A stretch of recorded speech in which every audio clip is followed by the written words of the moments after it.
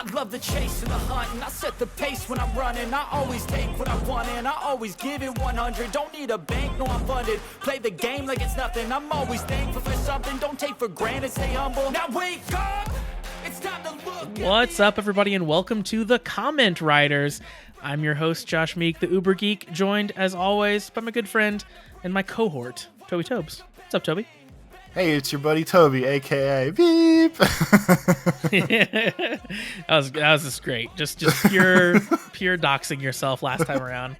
If you guys didn't listen to last week's episode, we talked about internet usernames, and I apparently gave up one of Toby's that is like his main email account and stuff, and I had to bleep it. And then later in the podcast, Toby just said his whole name. And basically where I worked and yeah. what I do for work. And it's good stuff. It's good stuff. Sometimes I forget this is for everybody and not just for you. It is easy to forget. Yeah, it is easy to forget. Speaking of it not being for everyone, let me tell a story that I wouldn't want a lot of people to hear, but I'm going to tell in a podcast anyway. It's probably safe. We have a very geographically diverse band of misfits with us. It does. So I feel like you're safe. Well, it involves me lying to one person, so I don't want that one person to hear. Anyone else can hear it. It's fine. Kieran, cover your ears for the next 5 minutes. So today at work, I lied about being busy so that I wouldn't have to join a video call because it was like a tech support thing, and I knew that I could solve the problem in a single message instead, and I didn't want to get on a video call. So it's like my job is not tech support, but like I end up being the expert on certain things and being the person that people come to for help sometimes. So this guy messaged me and it's like, hey, I'm trying to do the thing that you talked about and I'm getting this error. Can you hop on a call and help me? And I was like, I'm not going to get on a call with this person. I'm like, yeah, I can't get on a call right now, but what specifically is the error you're seeing? He sends me a screenshot. I tell him instantly how to solve it and he fixes it right away. I was like, yes. That's always my go-to too, where I've worked to me in my pompous ways. I've worked my way up the ranks for my techie support job where I don't mind helping people, but I don't want to deal with people if I don't have to. Yep. So I'm very good about like, hey, can we screen share? Can I call you? And no matter what I'm doing, like there's times where I'm just like literally like sitting here playing with the dog or like watching Netflix or whatever. I'll be like, I'm swamped. Like if you just want to send me a message of what's going on, I know I can tell you what to do. I got this. You can trust me. And like 9 times out of 10, I can literally just send like you said, like one IM worth of message and being like, here, I fixed this. And they go, oh my God, this is so great. That was so smart, blah, blah, blah. And I go back on my merry way. I knew it was going to be that. And I knew if I hopped on a call, it was going to be like 20 minutes of like explanation until we get to the error. And then it was going to be like 5 minutes of like thank yous and like pleasant conversation. I was like, I don't want to do any of that. I don't want that to happen. Just like, yes, just show me an error message and I will show you a fix. So like, I felt a little bit like a god. It was good. That's pretty much my thing at this point, where a lot of people like to do what I'll call the preamble to their problem. Oh, yeah. Oh my God. And yes. it's the preambling that pisses me off, where it's, so I was doing this the other day and then this happened and I wasn't sure if like this did something and this, and it's mainly just, I don't care about the 10 minutes of backstory that you think is part of this issue. Just tell me what's broken. And then eventually get to what's broken, which is completely irrelevant from the rest of the conversations. And I can just hit them with the fix. But I think it's hilarious though, that you right now were upset and nervous and you're like, I lied, this bad lie. And I was expecting a way better story than just, I didn't want to get on a conference call, so I said I was busy. No, I wasn't actually that upset about it. I wasn't actually that worried about it. It was just a funny segue into my story. But I got you. Okay. Yeah. Speaking of the preamble that people do, the thing that always gets me, and I'm sure you get this a ton, and I get the cursory bits of it just because I'm like a computer person growing up. But like people do not just the preamble, but like they always hit you with suggestions for what it could be. And it's like, bro, if you're coming to me for help, you need to lay off the suggestions. Like pretend like you know shit all. Like you need to just keep your mouth shut. I'm the one with the suggestions here, dude. Because I was like, well, I don't know. I rebooted 4 times last night. Maybe the computer is just confused. And that's not a thing a computer can be. That doesn't make any sense. It always is that. There's always like I don't know. Maybe it's this. Like, no, it isn't that. There's the middle tier of people. And if I'm calling out any of our dear listeners, I apologize. And I'm gonna fire some hard shots here. There's the middle tier of people that are smarter than most general users, but they're not nearly as smart as the IT people. Yeah. And they're in that dangerous zone of like they can do just enough by themselves to break things in a way that I don't always understand what they did, because they did like all the half steps to get somewhere, and then they start fucking shit up that way. See, that I think is the category that I fall into. Like as a software engineer, someone who like writes code for a living, uses a computer for a living, I think I'm probably that like dangerous person for an IT person of just like, oh god, he knows how to like use a command line and he knows how to install programs, and like, oh shit, he knows kind of what he's doing, but like he doesn't know all of our security policies and he doesn't know all the stuff he's like bumping up against. So yeah, I've probably gotten into some situations before that like someone in IT is just like, god damn it. Just like, because like the basic people would say like, oh, I rebooted a bunch of times, it didn't do anything, and that's fine. Like, sure, it's not fixing anything, whatever. But like your middle tier, like if email wasn't working, the basic people would go, I rebooted Outlook, it didn't fix it, I don't know. I feel like your tier is a tier that's like, well, I tried to recreate my profile and I moved this file around, and now all of a sudden, like, not only does my email not sign in, but I also get this weird error that says like my OST is corrupted, and what am I supposed to do now? And then I just get extra mad because it's like, if you would have touched none of these things, we wouldn't be where we are right now. Yeah, that's me for sure. The other day my VPN stopped working, so instead of just like reaching out to IT, I like dug through a bunch of their files and like reinstalled it myself, and like probably wasn't supposed to do that. Yeah, I got it working, but yeah, I was probably very in the wrong there. It'll happen. Well, like that. So if we're gonna complain about coworkers, I guess right now, the one that drove me the most nuts the other day, and it was probably a couple weeks ago. This is what Toby deals with for a living, by the way. So the one lady who's the Josh tier, the middle tier of I think I'm too smart for my own good, she said, I'm going to add rules to this mailbox that a bunch of people share. We need to get email forwarding to make things go to certain folders. And I said, just so you know, this isn't your mailbox. This is a group mailbox. There's a lot of automation tied to this. I want you to do me a favor and double check with everybody before you do this. And she got all uppity and sassy and was like, no, I don't need to check. This is my mailbox too. No one uses this. This is fine. And I said, I'm telling you again, I would prefer that you double check with somebody else first before you do this, but it's up to you. And then, of course, she knew better. And then, well, blah, blah, blah. She did her stuff. And like 2 or 3 days later, like 2 or 3 people from IT all made tickets for, hey, the automation's not working out of this mailbox. Does anyone know what happened? Beautiful. So I responded to my boss because he was like, can you help them? And I said no, because she should have listened to what I said in the first place. So they can ask the breaker to fix their stuff if they want it fixed. And my boss did like the virtual eye roll of like, okay, Toby, like ... And I was like, that's what I thought. Yeah, see, that's the problem, is that these people like they break stuff, but then it's still your job to fix it. Like even when they're the cause and the stupidity of it all. But it was definitely one of those points where every once in a while I get extra irritated at work when I probably shouldn't. But I know that's a me flaw. I was just extra mad because she told me what she was going to do. I told her, this is going to break something. Please don't do this. She said, I know better. I'm going to do it. And then the result was it broke the way I said it was going to. And then it was an outage for everybody else. So I got extra sassy and I'm like, my hands are clean. I'm not even remotely getting involved with this. That reminds me of I was reading the Dungeons and Dragons subreddit today randomly, and I was reading a story on there about someone's DM where a player character was talking to like this like super powerful sorcerer and decided to punch the sorcerer like randomly, just like they were having a conversation and just like punched him randomly, and the DM was like, are you sure you want to do that?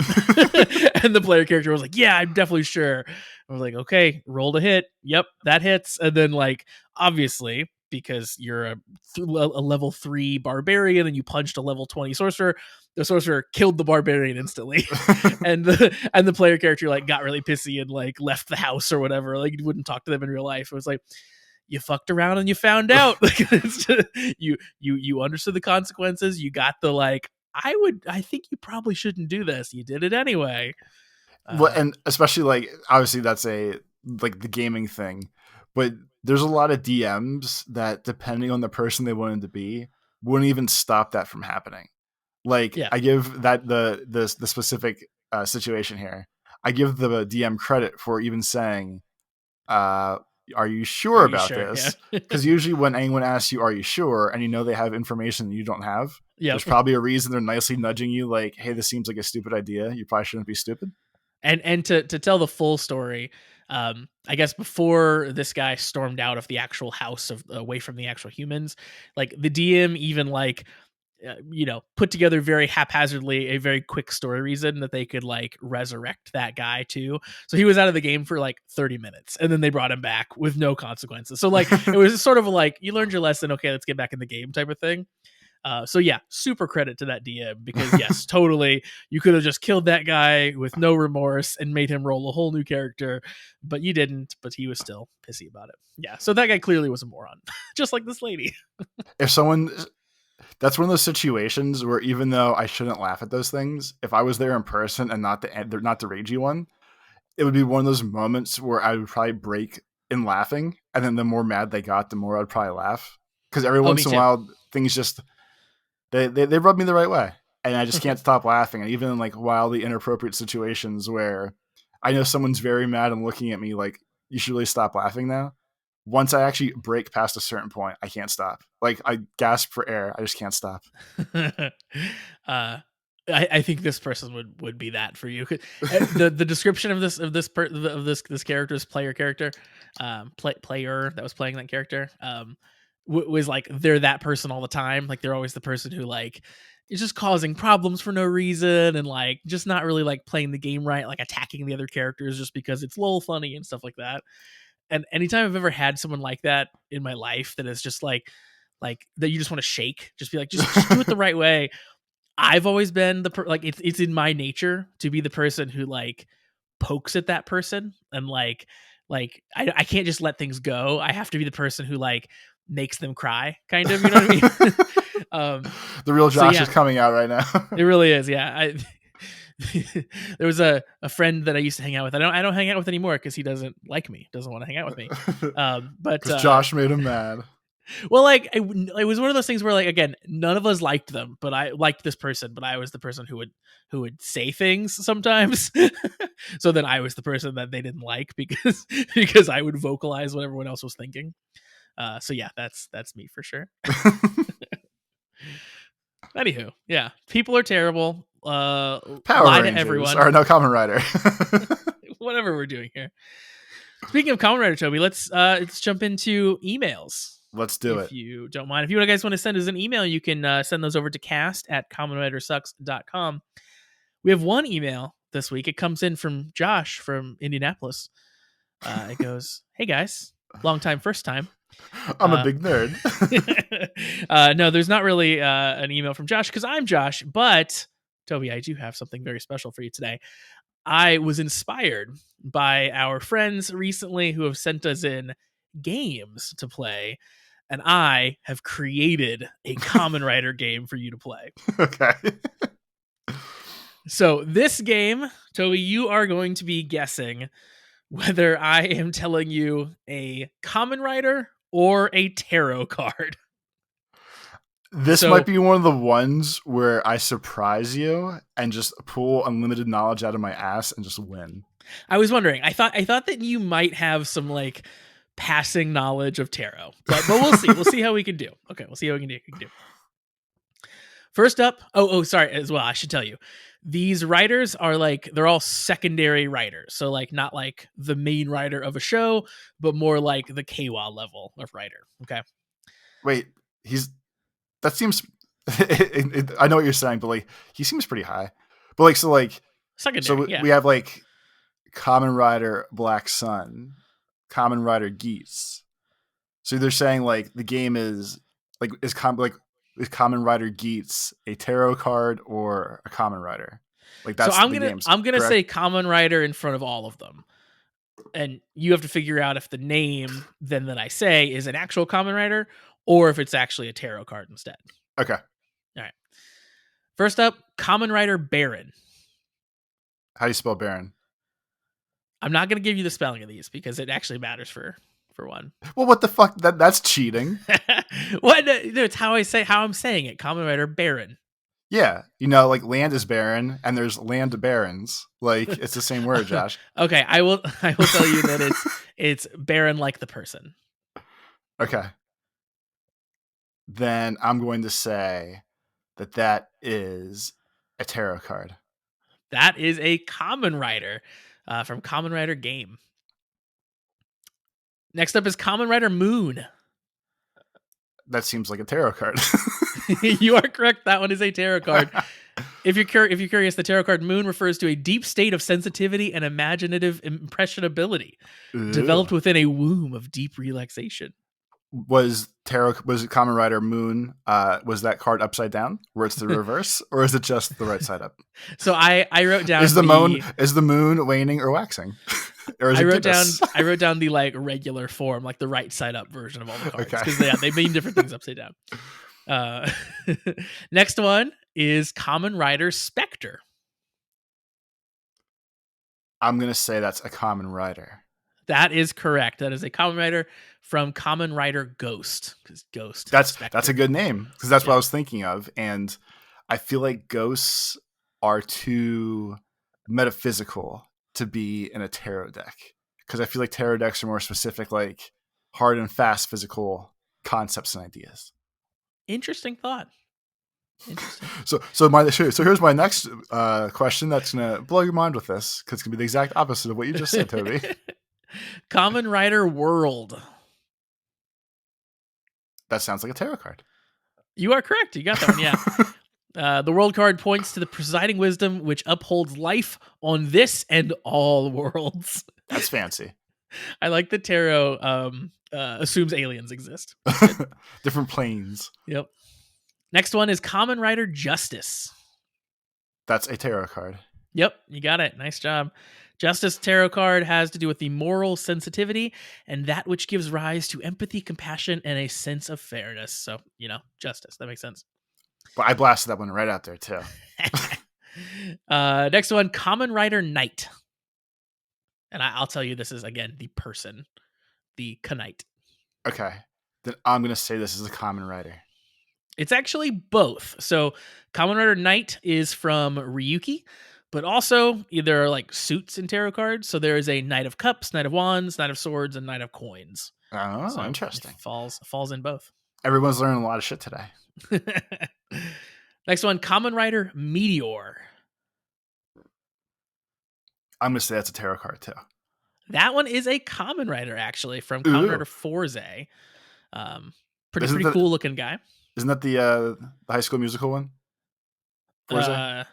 No. Is that the one with? Because when we're talking about, maybe it was. No, it was. Yeah, you're right. It was. Yeah. Or at least that's what I think. That's what Charlie said. Maybe at some point. Yeah, the common consensus. I feel like I want to point out that I at least even have Kamen Rider facts, and as someone that knew nothing about any of these things, a chance 6 months ago, or how we started all this, that's pretty impressive. That I knew that. That is pretty impressive. Yeah. All right, I got two more. Next one, Kamen Rider Gates.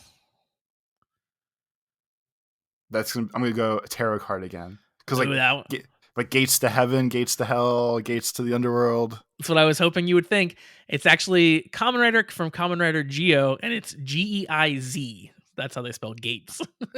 Is it, whoever always does the pronunciation checks here? Someone tell Josh if he said that wrong or not, because I can blame him for this loss. I 100% know that I said that one correctly. All right.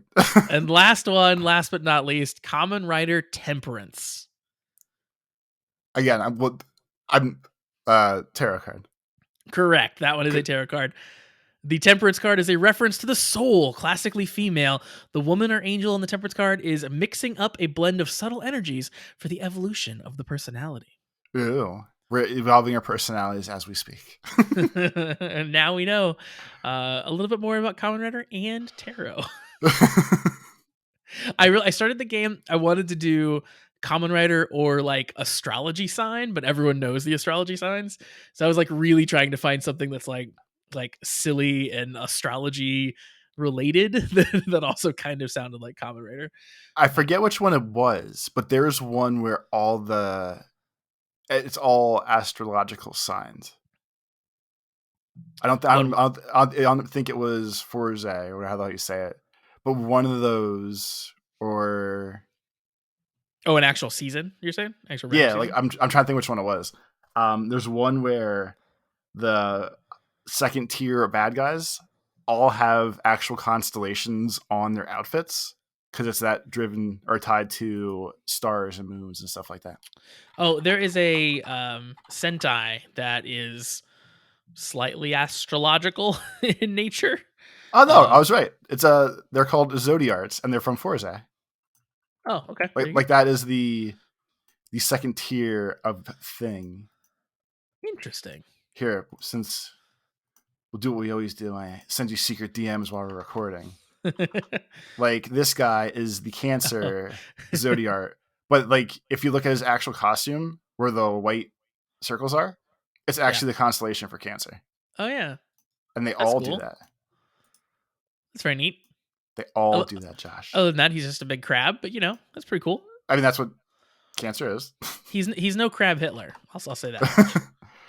And this is some other random one too, but they all have the stars combined. So again, look at how many stupid Kamen Rider things I know. I love that. It's not just me introducing Kamen Rider facts to you now. There's like multiple people that are talking to you about Kamen Rider. There's many people in my life that are secretly leak information into my brain. It feels like I have like worked some sort of like, I don't know, like dark magic. That's good. No, what's that show where Jim Carrey is on a TV show and he doesn't know it? The Truman Show. The Truman Show. It feels like I've like created some Truman Show scenario where like me and everyone else around you is just playing the same joke on you and fooling you, and you don't know. That'd be amazing. And for this season, it's you're really into Kamen Rider. And it's funny because like if you actually think about that, it would work. Like if I told you now, I was convinced that like, I mean, obviously this is very egocentric, but if I was like, I'm pretty sure I'm the only real person in the world and everyone else is just playing roles, like it just lines back up because like, oh, I have this friend that like, hey, we should do a radio show. We should do this. And like, if I asked you like, Josh, are you a fake person or a real person? You're not going to tell me that you're an actor. That's true. Asking you gets me nowhere. And here we are. Now I secretly know Kamen Rider things for no reason. I actually have that problem sometimes, like growing up especially. Like I would have a hard time wrapping my brain around and understanding that other people were real people and like and that they did things on their own independent of me when I wasn't around. Like I didn't understand other people's like self-autonomy, and I still kind of don't. It still confuses me that like oh, when I'm not like watching my wife, she like has her own life and does her own thing. Like that's so weird. You can't prove that. That's true. I can't. I think as soon as she's out of eyesight, she just like shuts down. She just powers down until I walk back in the room. It just pauses. It's like a good NPC in a video game. They just stop. They just stop mobilizing when you're not around. I truly have main character syndrome for sure. Josh, everyone in your life is Schrodinger's blank. We're all both alive and dead until you interact with them, and then they're just alive.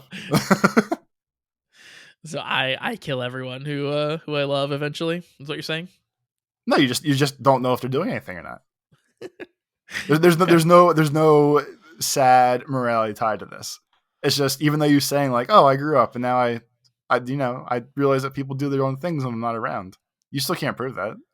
Yeah, that's very true. That's very true. Except for when they like go and do something and come back with like a work, like, hey, I made this, or like, here's a mixtape that I made. Like they had to do that away from me, right? Like people people can create things that I'm not watching, or like cook something or whatever. So What if the there's producers just gave him those things and like, hey, here's give this to that could Josh be and be like, look, I made dinner. that's true. That could be. Well, certainly something to think about, everyone. And even more to think about. Everyone think about the fact that like either Josh or I are the main characters somehow. But don't think about it unless I'm thinking about you, because that's the only way that it works. All right, folks, let's jump into the main event here. Our discussion of Kamen Rider Geats episode 46. We're in the home stretch here, Toby. There's not too many more of these episodes left. We ran past third base and we're heading home, buddy. We're heading home. That's true. I'm getting ready to slide because it's Little League and you have to. Was that a rule when you did you play Little League baseball? We weren't allowed. We weren't forced to slide at home.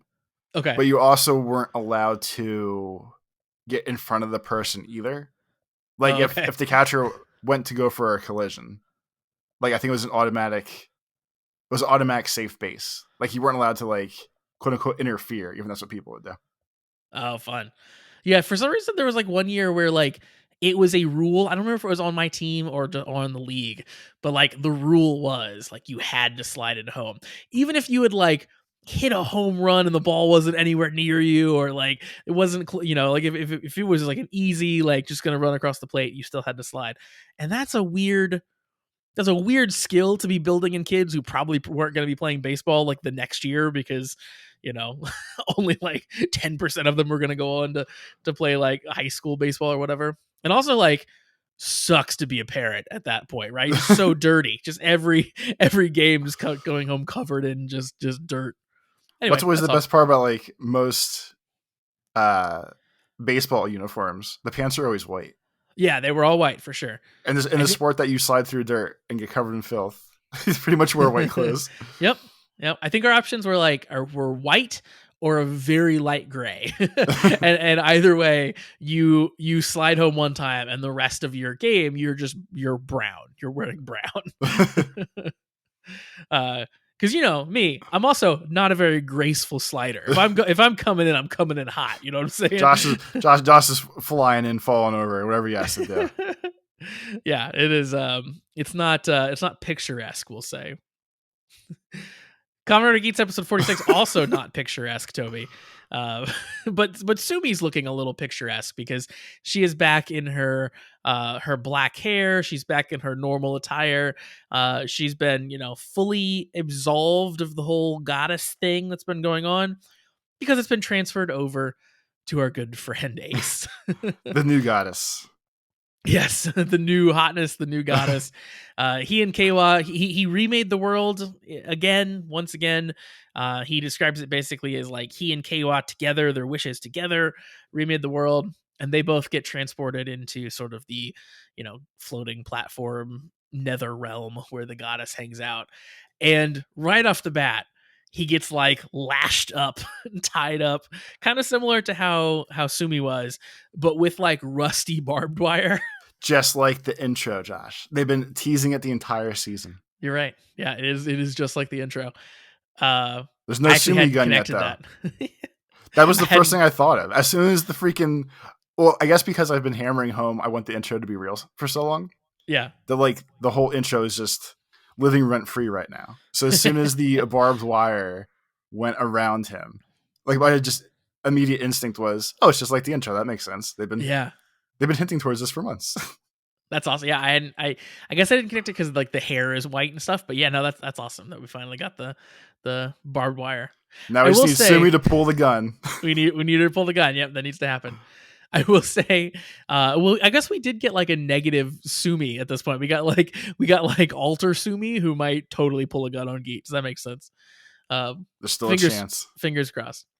I will say the second that the barbed wire came on and like lashed him and pulled him tight, my first thought was like, this is somebody's fetish. Like someone's super stoked that he is tied up in barbed wire at this point, right?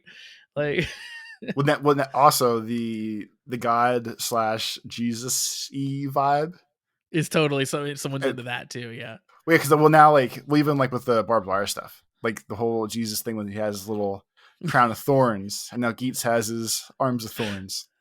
The I want to parallel's still see. there. I want to see Geats' stigmata. It looks like a little henshin. It's a little henshin fox.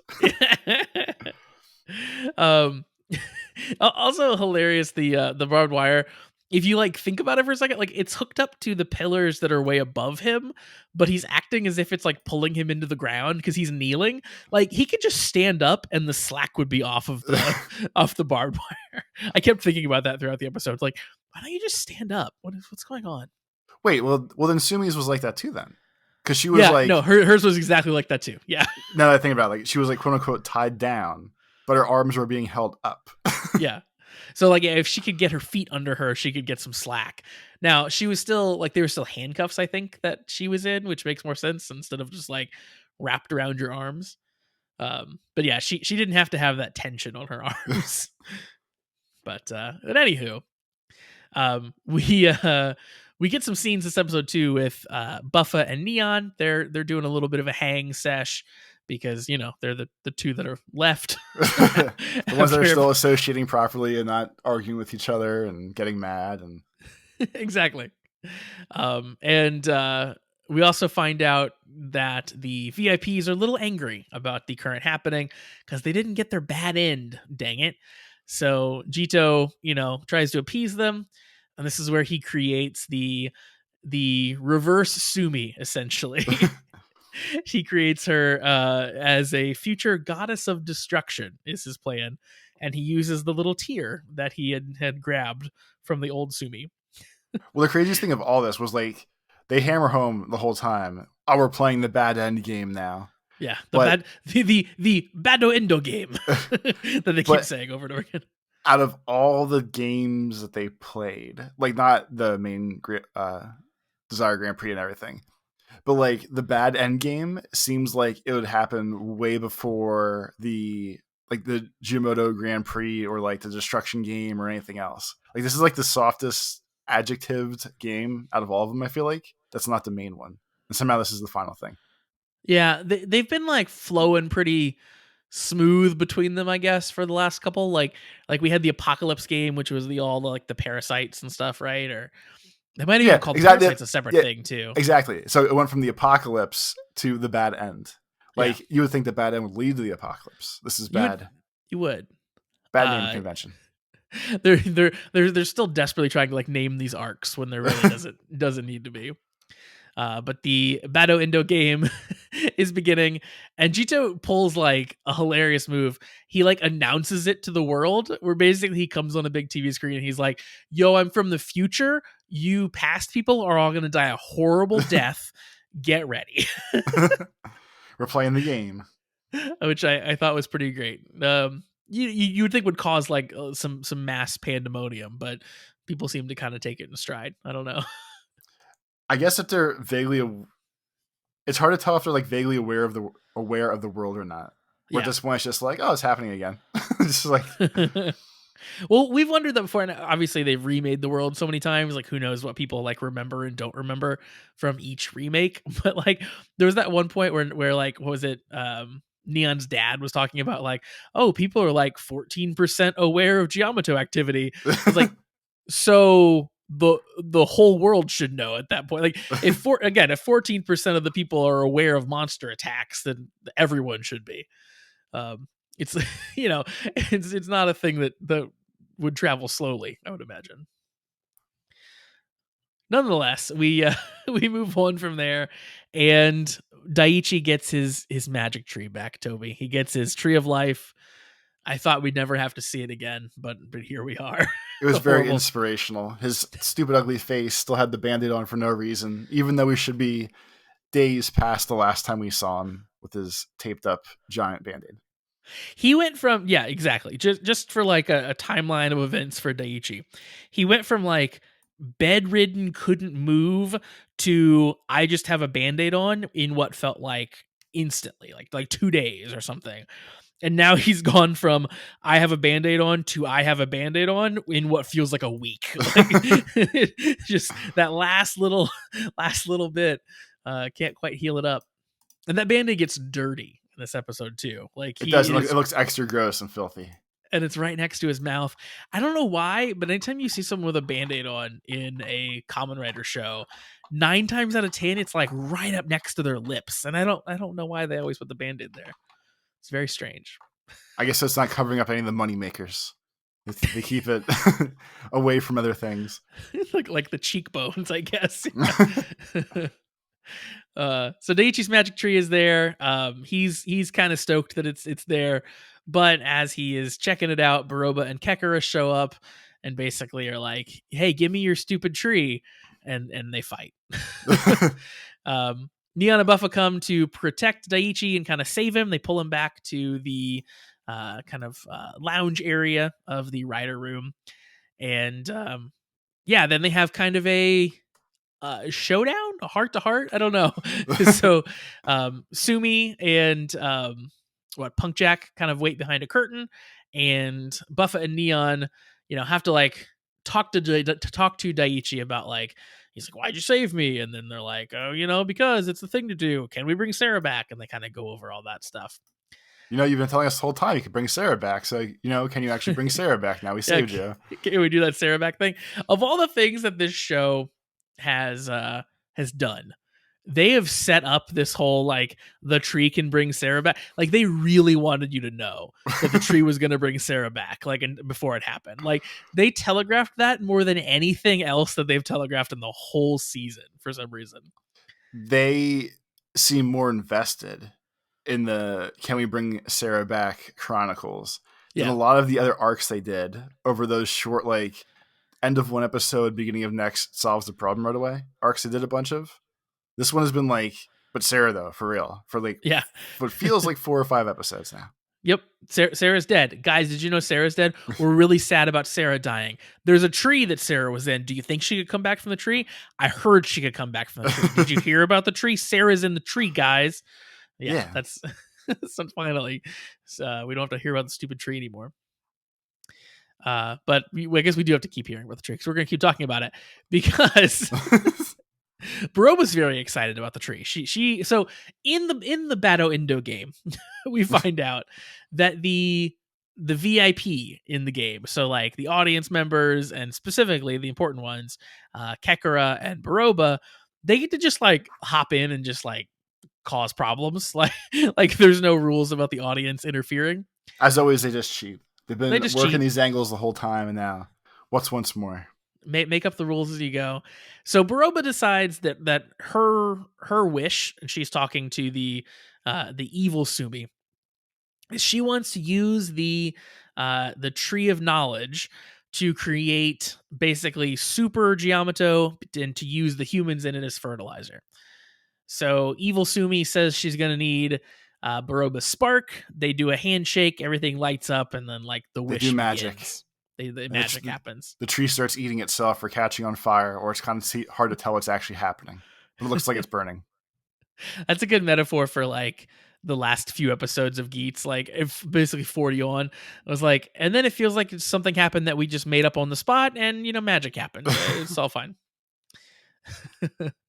And then yes, of course, Daiichi says like, yeah, you can get Sara back if you can get the tree back and get in my possession, but like you probably can't take out Baroba and Kekara. They have these special cards. And Buffa's like, watch me. Well, no, he says he can't take them out together. Yeah, together. Because that's the key for a little bit later. Yep, that's true. That's very true.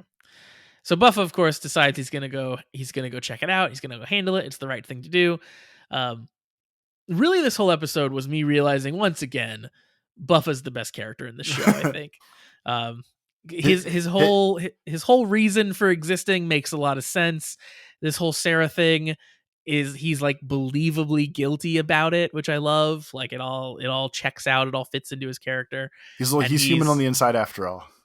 Yeah, exactly. He's willing to sacrifice himself now at the chance that he might get Sara back. So he heads out. He goes to the tree, and he fights Baroba. So he encounters Baroba, and she kind of at first is like tells him like, hey, like you're trying to be a hero, it doesn't suit you. And he does basically the best turnabout ever, where he's like, yeah, I don't really care about this hero stuff. If I want to kick somebody's ass, I'm going to kick somebody's ass. Which is the most Baroba answer I've ever seen. Yeah, so he does starts his little fight with Baroba, and meanwhile, of course, Ace and Kawa are still chatting in the God Room, and Ace is starting to win Kawa over, kind of saying like, "Hey, everybody else is working real hard to save Sara. Like they're all doing what they can." And then Ace is like, "But I worry about Buffa. He's gonna sacrifice himself for Sara. Like He's gonna fly off the handle like he does." Exactly. So Ace is just really just like pumping Kawa full of like, "You should feel sorry for Buffa. He's really doing everything he can." He feels sad on the inside about your sister. Isn't that nice of him? Don't you want to help him out, maybe? Exactly. And then let's see. Oh, yeah. At the same time, Daiichi kind of also is talking to Neon about Buffa. So again, we're really just like pumping Buffa up and how cool he is, because Daiichi's like, yeah, that Buffa, he's always like, picking his own like sadness over everyone else. He's gonna be miserable so everyone else is happy. And Neon's like, he's not gonna be sad because that's not the world that Ace is creating. Like he's gonna do it. He's great. He's finally get his spark back, where he doesn't Yep. just hate everybody. And it's a cool fight between Baroba and Buffa, I think. So we actually don't get the new version, the premium version of Baroba like I thought we would. She actually henshins into the like old school like giant mech suit that we saw of hers from the very beginning. So See, I thought that was dumb, and I was waiting for him to get cheesed in the fight because she turned into like a 40-foot mech against just a little Kamen Rider guy. yeah, he I guess it shows how powerful he is or something. But I thought that this version of the giant Baroba mech suit, both the look of it and how they used it, was like worlds better than it was the first time we saw it, because like it just looked cleaner. It looked like it fit more into the environment than it did before. Now it's still Kamen Rider CG, so like it's not gonna hold up to like a Marvel movie or anything, but like it was better looking than it was the first time around. That's fair. And they did a couple really cool things. Like at one point, like Buffa gets launched from her like up on this like top of a hillside basically, and then she's like fighting him more at eye level because he's standing on this like really raised area of the cliff. I thought that was awesome. There was a lot of like cool jumps where he's like kind of bouncing off of her and flying around. Like they utilized her size more than they did the last time that she was giant Baroba. Well, yeah, because last time it was just basically in like a parking lot, and everyone turned into weird CG Zords. Exactly. Yeah. So it seemed like they really thought it through. Because yeah, last time around too, she was mainly used like they had that little fight, but then she was mainly used to like end the world. If you remember, like she shot up in the air and rotated and then blew up. Yes, that's right. She did the Baroba bomb. Yep. Exactly. So here she actually fought a little bit. And the ending of this fight was awesome. So she does like a kind of a kick coming down. Buffa does a kick coming up, like a rider kick coming up. I was say, yeah, specifically, he did the rider kick thing, which I thought was cool. Yep, he did the full-on rider kick, and in the middle of it, he becomes again the like super powered version of Buffa with the gold horns and the cape, and like that switch where he like unlocks his full potential is the thing that lets him like push through and like de-henshin her and blow her up to pieces. So it was really like Buffa hitting his ultimate form, hitting his ultimate destiny of like this is what he's doing, is taking out Baroba.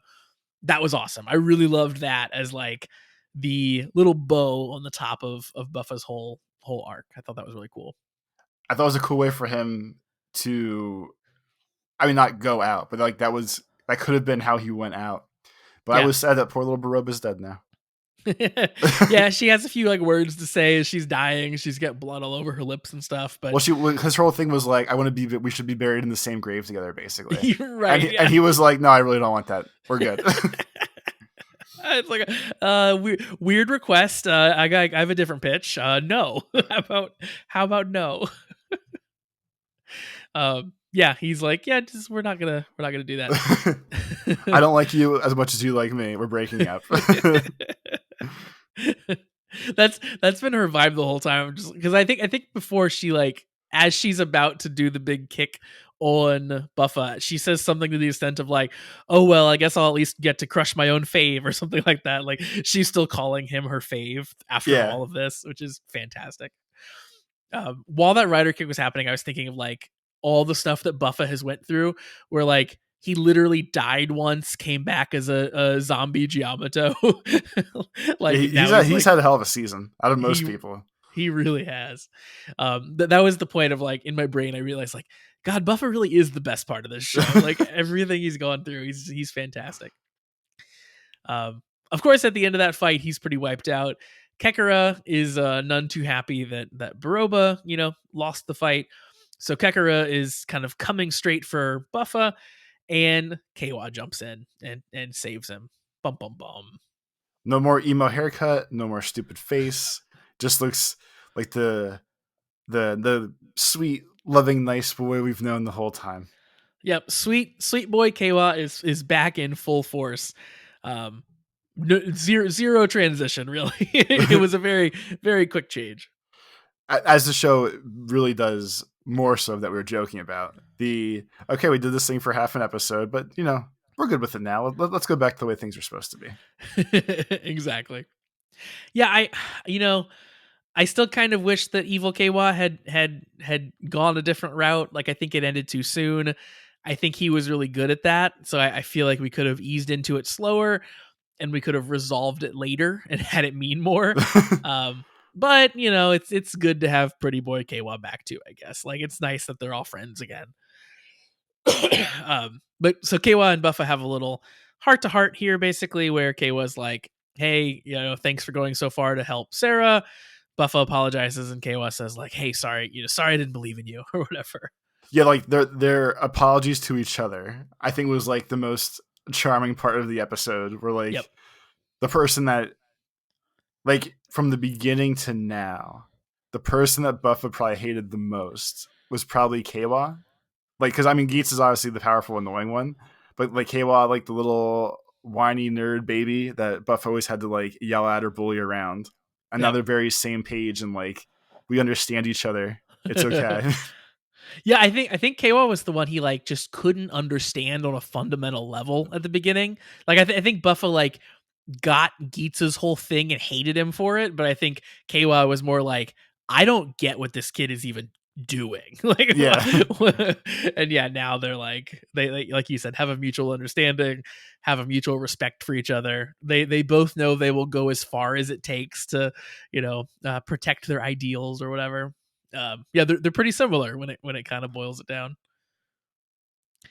Kekara, of course, is he yells at Kawa about this. Basically, is like, hey, like don't talk back to me, don't smart off to me. Essentially, is what he says, and Kawa says basically, hey, I'm through being toyed around with you. You're not going to delude me anymore. Put his big boy pants back on. He was like, maybe the guy that turns into a frog and tries to get me killed all the time, maybe he's not a good guy and a role model. Yeah. Who wouldn't know? Maybe I shouldn't believe the future frog. So yeah, glad that didn't work. Kekara, of course, is still going to be coming for Kawa. I think it became pretty clear from this episode, like they're going to let the supporters, Baroba and Kekara, they're going to have them like essentially die by the hand of the people who they were supporting. So I think Kawa will still get his chance to kill Kekara, maybe next episode. We got to see Buffa and Baroba this time around, so that's cool. I like that that's going to be like the ending, clearly for them. Because God, I have wanted to see Kekara just get crushed for so long now. Ever since he first turned into a piece of shit, it's really been downhill for him.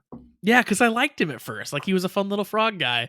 He just wanted to see people laugh, and then he was just like, but maybe I could kill your sister.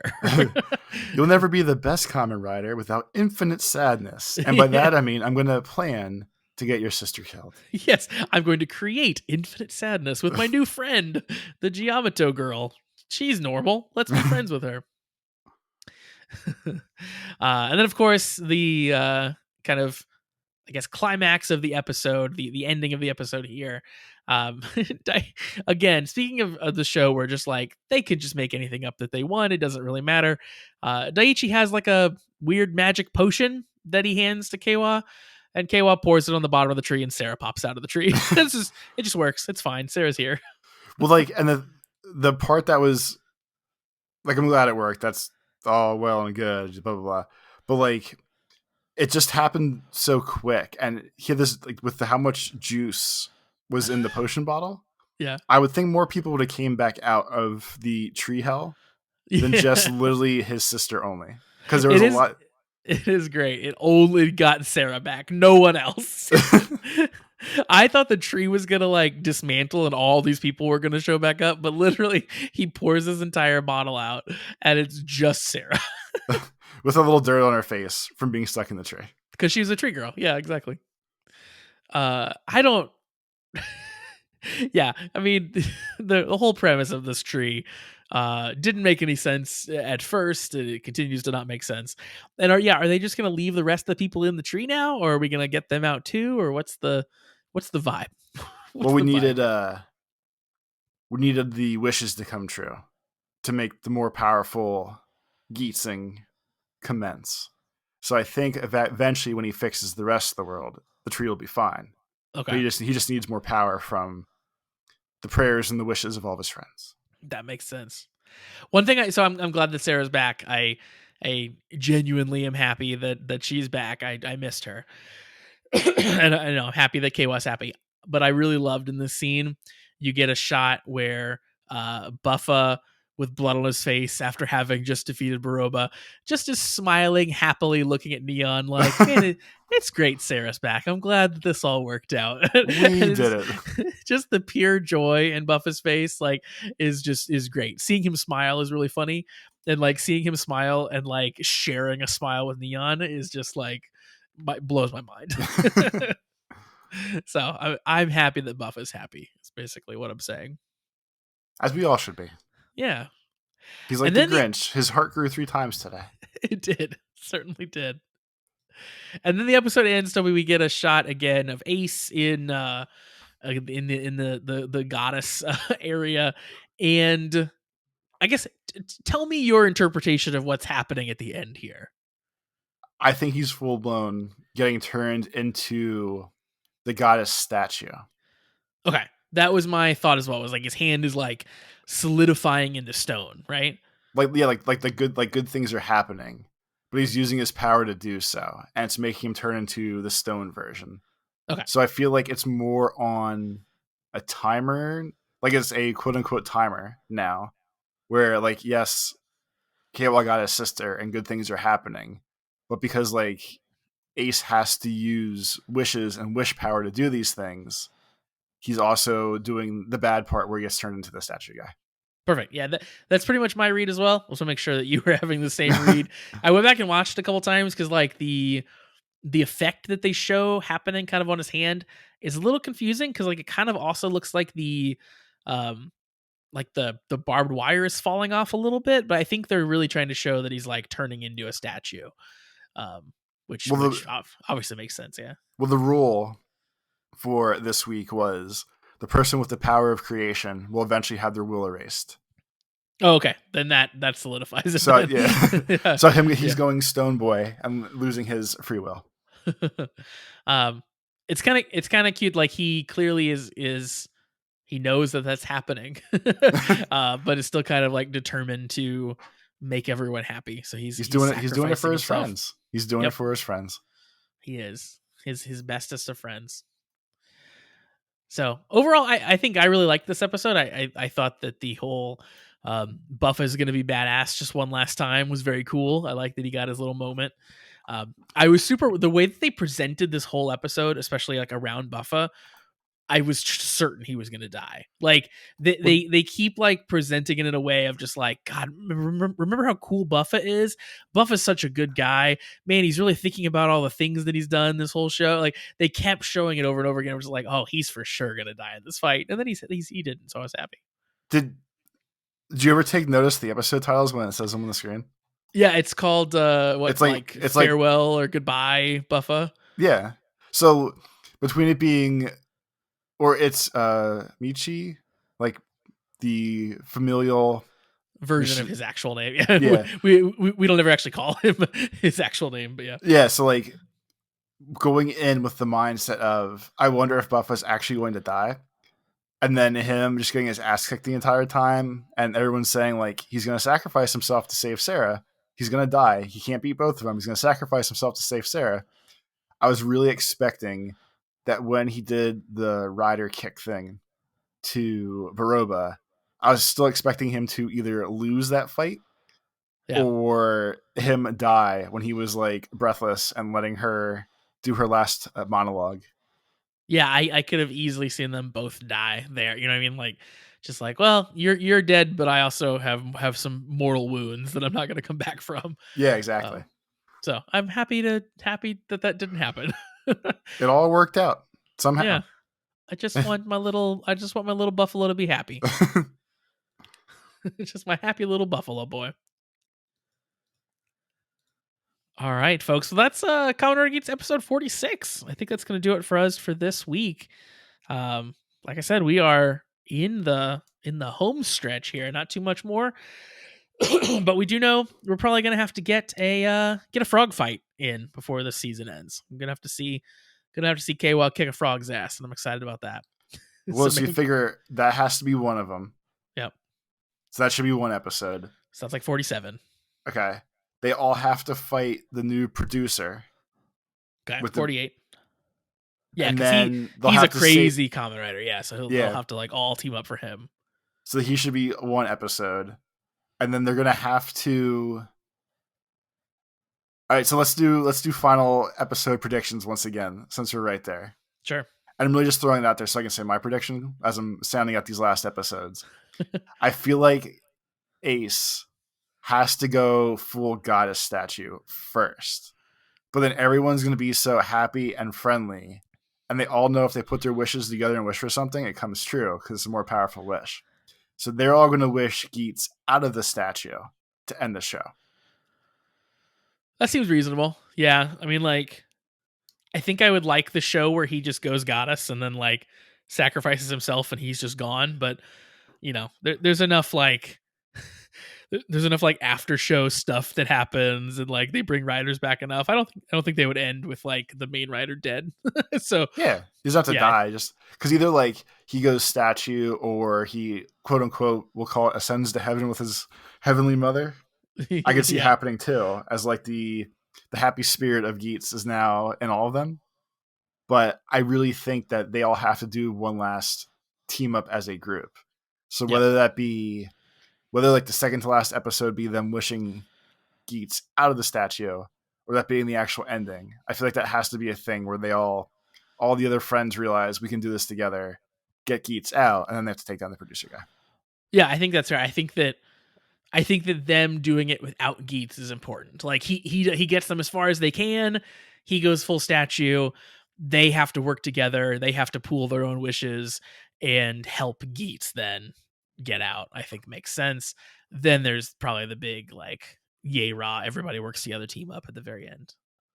They gotta everyone's leaving happy at this point. I'm pretty sure everyone's leaving happy in some way, shape, or form. No, I think that seems pretty clear. I think the not killing Buffa this episode is a good indication of everyone's leaving happy. Because this is a good chance to have a little melancholy, like somebody dies, but it's not your main rider, and they didn't take it. So, yeah, for sure. And then I think K was gonna have his little happy end. He got Sara back, and we're gonna have a good time. Now, the only thing that I wish will happen, it's not gonna happen, is if Neon's boyfriend comes back, he's suddenly evil and she has to kill him. She already found her love. She doesn't have to anymore. I know. She's got her story finished. But how cool would that be if he's like, I'm here now, marry me. And then she just has to like rider kick him. Just gives him a little boot back through the portal. Exactly. Just like boop. Just back across. All right. Well, yeah, we hope that you join us along for next week, and we'll continue this wild speculation at that point. Toby, where can the people find you on the internet between now and then? On Twitter, X, 420. You can find me at Life of Tobes, and on YouTube, you can find me at Tobes Plays. You can find me on, I guess, also on X and on Threads and wherever else that social media happens on the internet. In most places at Pretty Dece Josh.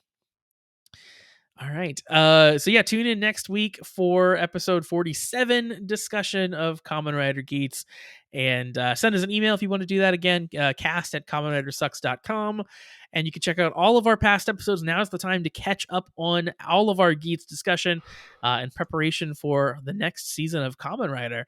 So you can, again, go to kamenridersucks.com for the video playlist of all of our episodes there. So that's going to wrap it up for us. We'll be back next week. Until then, have a great one, everybody. Peace. I'm taking shots at the enemy. I'm gonna make it to the top, leave a legacy. If I got something to say, you better let me speak. Turn it up a new degree, bitch, you ain't seen anything. I pop off with the new rock, electronic, blow the sonic roof up. I'm too honest when I take